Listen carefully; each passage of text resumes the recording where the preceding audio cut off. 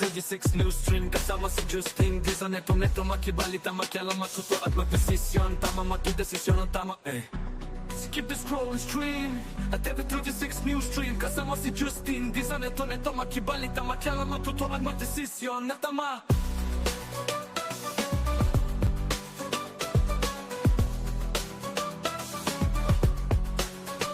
Skip the scroll and stream at every 36 news stream kasama si Justin Di sa neto makibalita makialam matuto at magdesisyon na tama magdesisyon na tama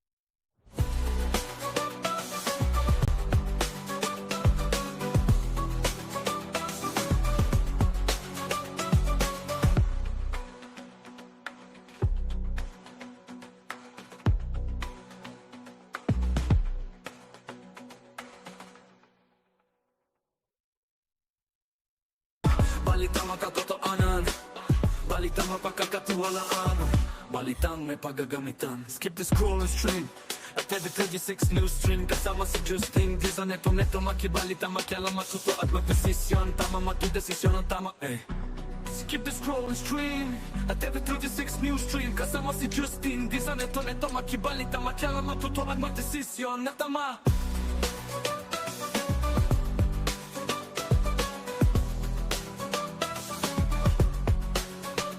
Skip the scroll and stream at every 36 news stream kasama si Justin Di sa neto makibalita makialam matuto at magdesisyon na tama magdesisyon na tama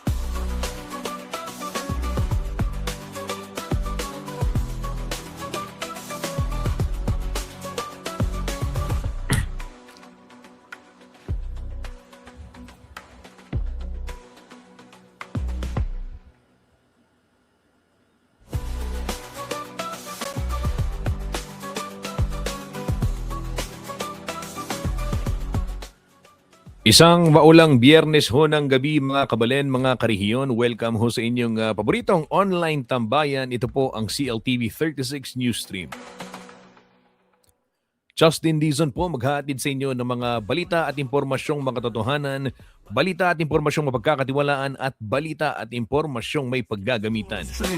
at every 36 news stream kasama si Justin Para ho sa mga bumabiyahe ngayong araw ng Biyernes, ayan, ingat ho sa kalsada dahil maulan sa iba't ibang bahagi po ng Central Luzon ngayong time check muna tayo 9:03 ng gabi araw ho ng Biyernes, July 10 at ito mga karihiyon may anunsyo mula po sa NLEX Corporation, ayan. Yung Mapulang Lupa, Valenzuela to May Kawayan northbound, kung pauwi ho kayo ng Central Luzon ay nakikita diyan sa ating sa ating streaming ay may pagbigat ho ng daloy ng trapiko dahil sa heavy volume of vehicles at yung running speed ay hanggang 30 lamang yung takbo ng mga bumabiyahe ngayong gabi diyan po sa may area ng Mapulang Lupa, Valenzuela. At paglagpas naman diyan may Kawayan Interchange, maluwag ho ang daloy. Bukawe Toll Plaza, medyo marami-raming sasakyan at basa po ang kalsada kaya ingat sa mga bumabiyahe. At wala ho masyadong sasakyan dyan naman sa portion ng Pandaras sa may San Fernando, Pampanga.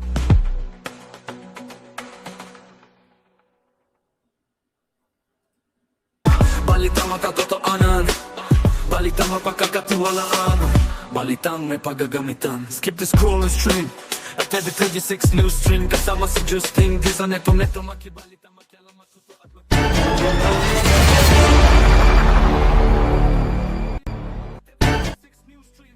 Makibalita naman ho tayo mula sa DOST Pag-asa kaugnay ho ng galaw ng bagyong si Inday at kung yung magiging taya po ng ating panahon sa mga darating na oras. Narito po ang 5 p.m. Na weather update mula po sa Pag-asa. Valid ito mga karihiyon hanggang alas 11 ng gabi at may forecast na rin hanggang bukas kung ano po yung aasahan nating magiging taya ng panahon. Narito po ang ulat mula po sa Weather Bureau. Bavi. Nang ibig sabihin ay minumon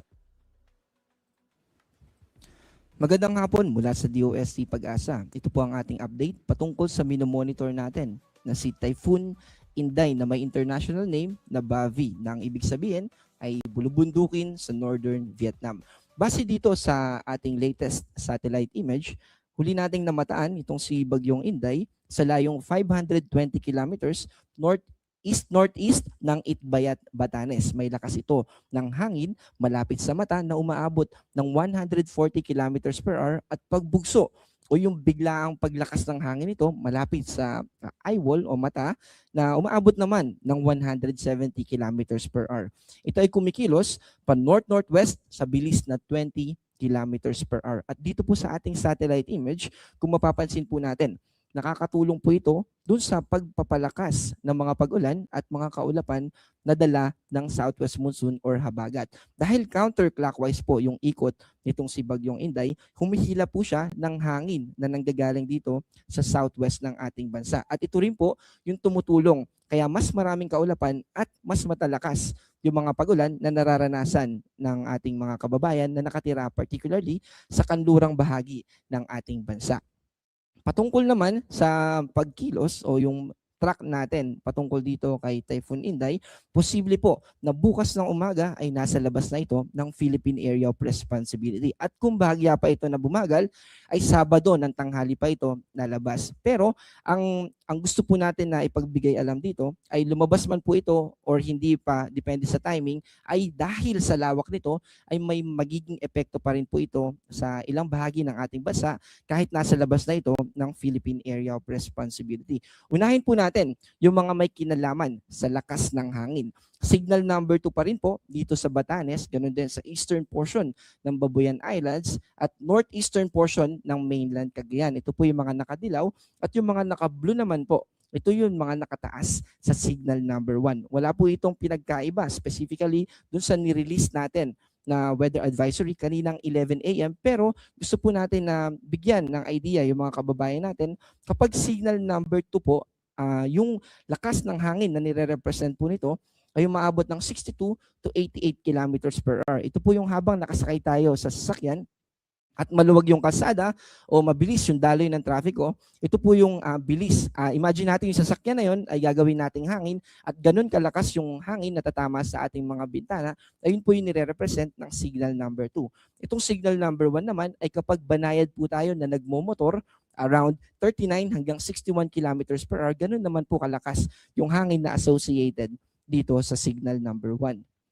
Bukod po dun sa mga may nakataas sa signal number 1 at 2, meron naman po mga pagbugso ng hangin o yung panandaliang paglakas ng hangin sa ilang bahagi ng ating bansa. Actually, today hanggang bukas, malaking bahagi po ng ating bansa ay posibleng makaranas ng pagbugso ng hangin na to na mainly ay dala ng hanging habagat at bahagyang may influence din po tulad ng binanggit natin itong si Bagyong Inday.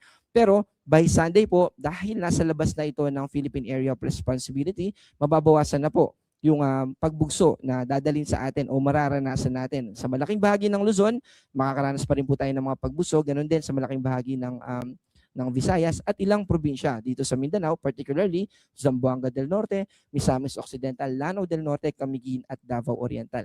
Yung mga pagbugso na ito ay hindi naman po lalagpas ng 88 kilometers per hour.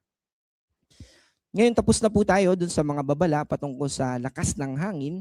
Ngayon na mapupunta po tayo dito sa ating weather advisory o yung ating forecast na rainfall amount for the next 24 hours. Simula po ngayong 5 p.m. hanggang bukas ng 5 p.m. Sabado bukas. At yung mga naka-orange po, ang nire-represent po niyan ay 100 to 200 millimeters na dami ng ulan for the next 24 hours. At ang ibig po sabihin niyan ay multiple floodings o kalat-kalat na mga pagbaha yung posible dun sa isang probinsya na kung saan ito ay taas sa orange.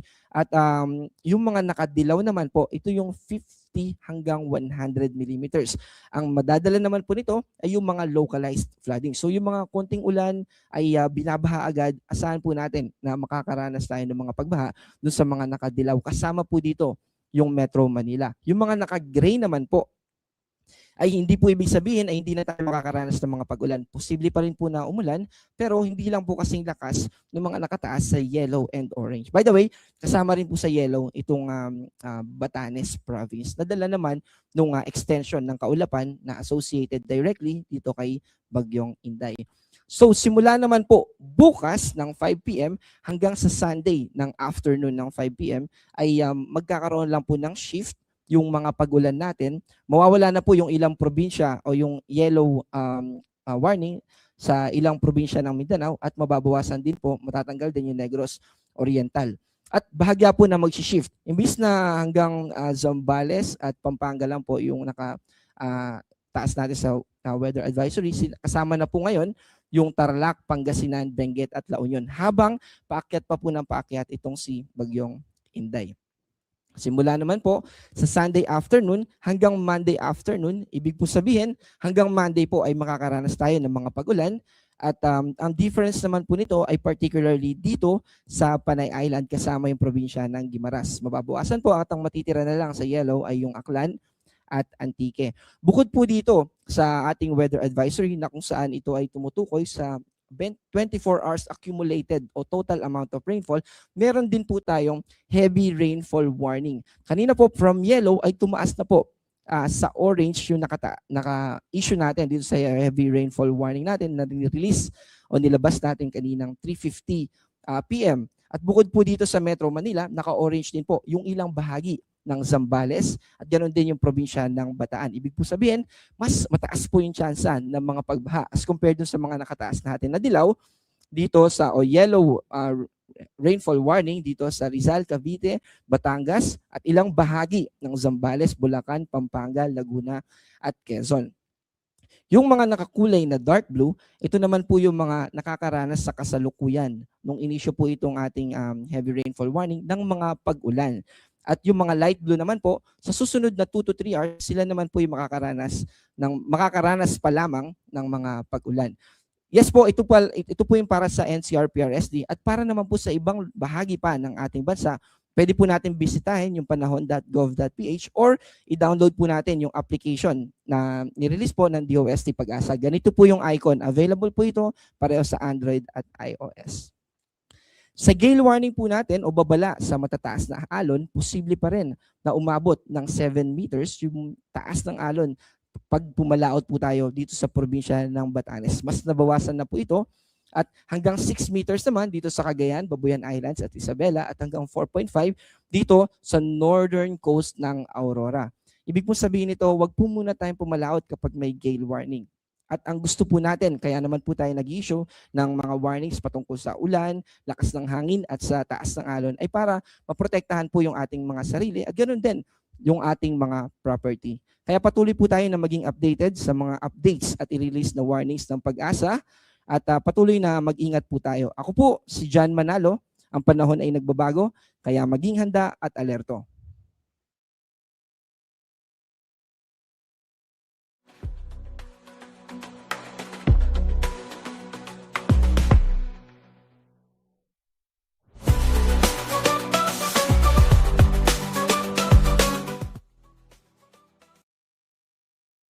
Maraming salamat Kuyang John Manalo ng DOST Pag-asa para sa ulat panahon.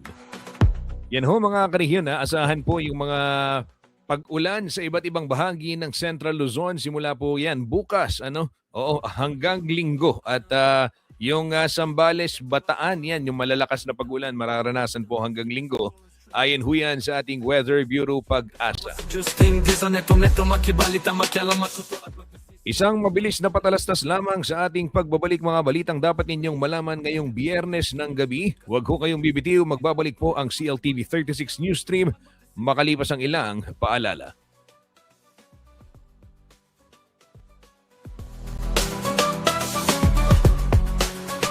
Skip the scroll and stream at the 36 News Stream. Kasama si Justin, di sa neto makibalita, makialam, matuto at magdesisyon. Natama matudesisyon, natama.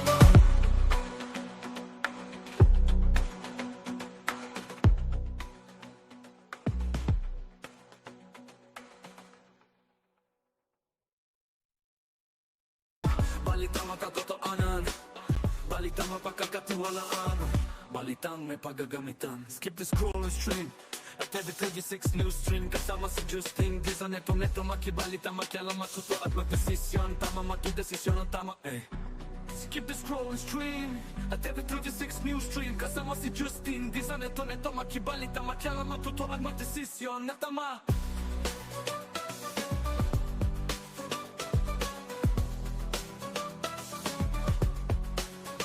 Skip the scroll and stream at every 36 news stream. Kasama si Justin Dizan, neto makibalita, makialam, matuto at magdesisyon na tama, magdesisyon na tama.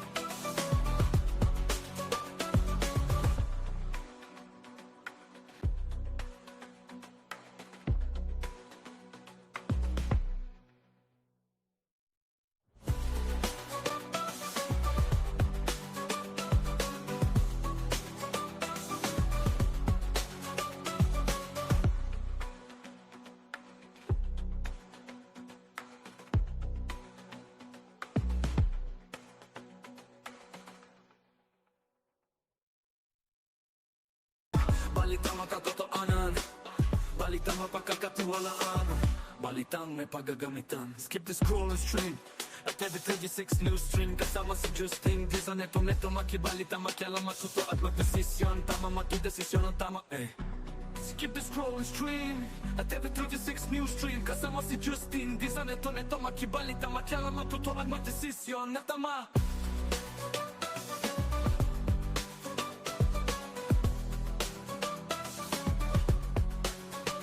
Skip the scroll and stream at every 36 news stream. Kasama si Justin Dizan, neto makibalita, makialam, matuto at magdesisyon na tama, magdesisyon na tama.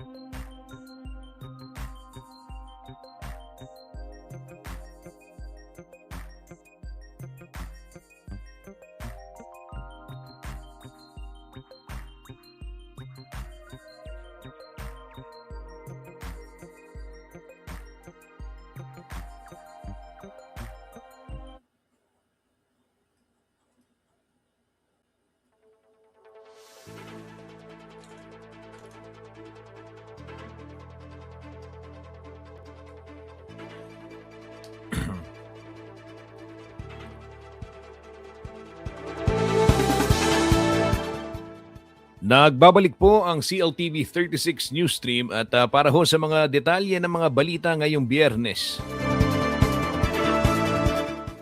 Ito ho mga kabalin, nagbabala po yung Bureau of Fisheries and Aquatic Resources sa atin hong mga kababayang mangingisda na iwasan ng pumalaot bilang paghahanda po dito sa epekto ng bagyo. At ayon ho kay Director Wilfredo Cruz ng BIFAR Region 3, ay mahalagang makibalita po at makialam itong mga mangingisda kaugnay ng magiging galaw ng bagyo at yung posibleng epekto sa kanilang mga lugar at pinaalalahanan din na isinop ho yung kanilang mga gamit pangisda dahil ito po siyempre nagbibigay sa kanila ng kabuhayan.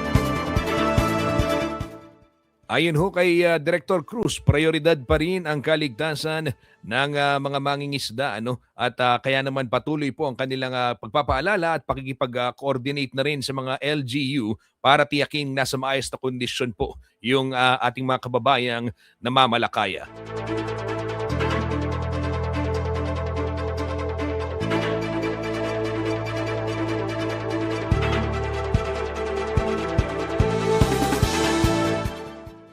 Balita pa rin po sa Bagyo, ito ho mga karihiyon, itinupi na yung ilan pong mga naglalakihang billboard sa syudad ng Angeles bilang paghahanda pa rin sa hagupit po ni Bagyong Inday. Abay kanina naramdaman din ho natin yung mayat-mayang malakas na bugso po ng hangin. Ito po yung sinasabi ng Pag-asa mga karihiyon, na makikita natin, minsan may sabihin, magko-comment yung, nasan yung ulan? Nasan yung ulan? Ayan, minsan mainit. Tapos pero mararamdaman ho yung malakas na ihip ng hangin o yung bugso ng hangin at maya't maya, ito pong bugsong pag-ulan din. Paalala ho sa ating mga kababayan, lalo na dun sa mga naninirahan sa mga low-lying area, ayan, ay paghandaan yung posibilidad ng pagbaha. At tiyakin pong nakahanda ang inyong mga go bag. Yan ho yung paalala naman ng ating Regional Disaster Risk Reduction and Management Office o RDRRMO. Ayan. Kailan ko ba mape-perfect yung RDRRMO? Yan. Iba, yung mga disaster, yan. Yung mga disaster responders natin, yan.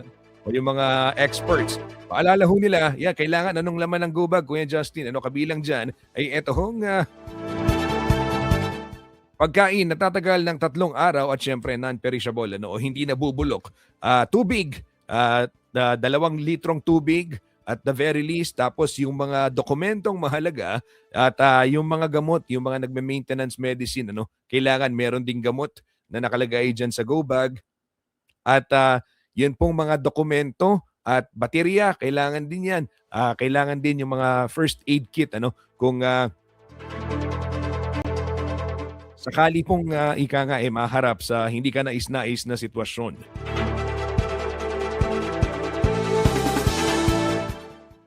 Paalala rin ng mga expert, ito ho mga karihiyon, yung go bag dapat sinecheck yan regularly kasi posibleng ma-expire na. Prepare mo yung go bag mo. Alam ko, may go bag ako. Sabihin mo, ganyan. Tapos, 3 years ago, ayan. So, hindi po pwede. Dapat ugaliin yung regular na pag-check po ng mga expiration nung laman, mga supply sa inyo pong go bags.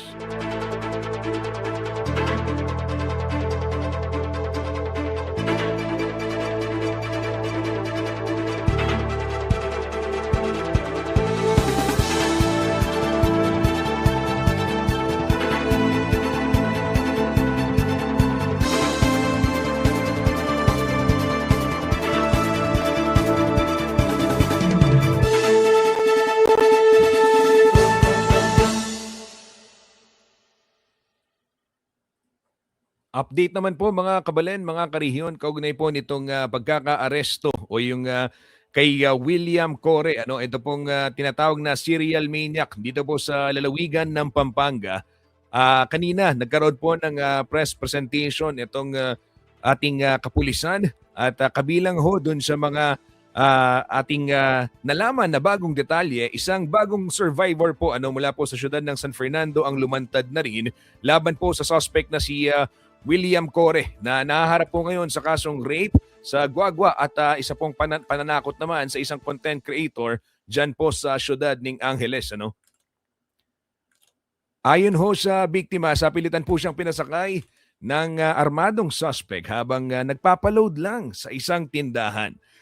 Patuloy pong iniipon ng PNP Camp Olivas o ng Regional Police. Ito pong mga pahayag upang mapatid ang kaso at nananawagan sa iba pang posibleng biktima na lumapit po sa Women and Children Protection Desk ng Kapulisan para po mapalakas itong kaso na isinasampa laban po dito kay William Core.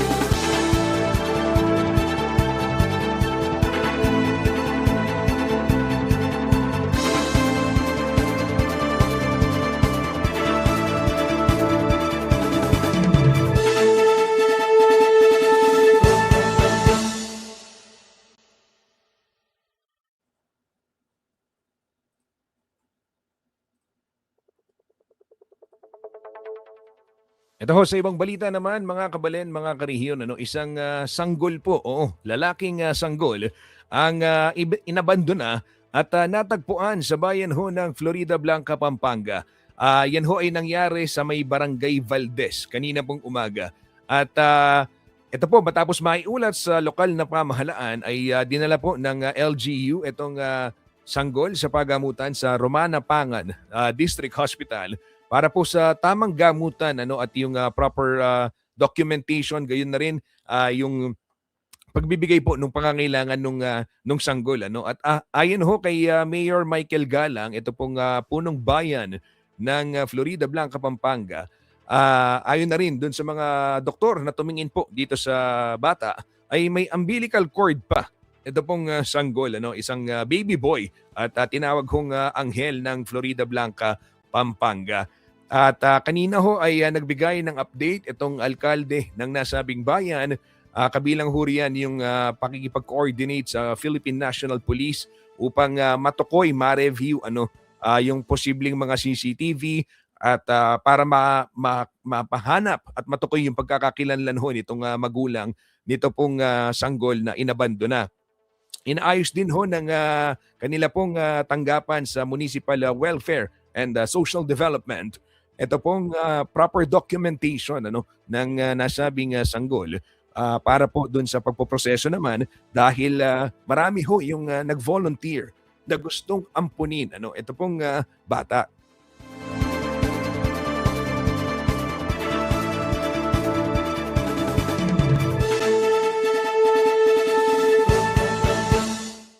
Pero ayon ho kay Mayor Michael Galang, ito nananawagan siya dun sa magulang ho ng sanggol na may pagkakataon pa para daw lumapit at makipagtulungan din sa kanila.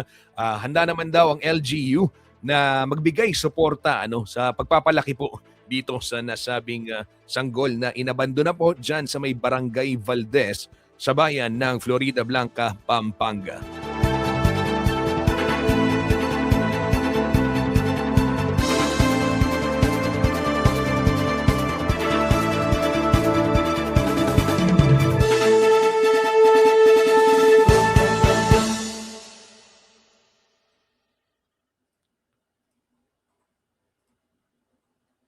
Ito ho mga kabalen, mga karehiyon, bago tayo magtapos, gusto ko lang ibahagi sa inyo isang good news. Balitang mapagkakatiwalaan. Kagabi po, bandang alas 12 ng gabi ay nag-post, actually hating gabi pala, yan, alas 12 ng hating gabi, ayan, ay nag-post po tayo sa CLTV 36 News kaugnay po ng isang aso na nagngangalang si Cholo, na 3 araw nang nawawala. Diyan po sa may Macabebe, Pampanga. At dahil po sa inyong pakikipagtulungan at syempre sa sama-samang pagtutulungan ng ating pong komunidad, ay nag-viral po itong post at mabuting balita, kaninang umaga, natagpuan na po itong si Cholo at ngayon masayang-masaya yan. Papakita ko yung litrato. Ay nagpapa-belly rub pa doon ho sa kanyang mga rescuers. Ayan, tinulungan ho siya ng mga miyembro ng TODA at yan po na-turn over na siya sa kanya pong may-ari kaya naman o sa kanyang human for parent. Kaya masayang-masaya po itong pamilya at nagpapasalamat.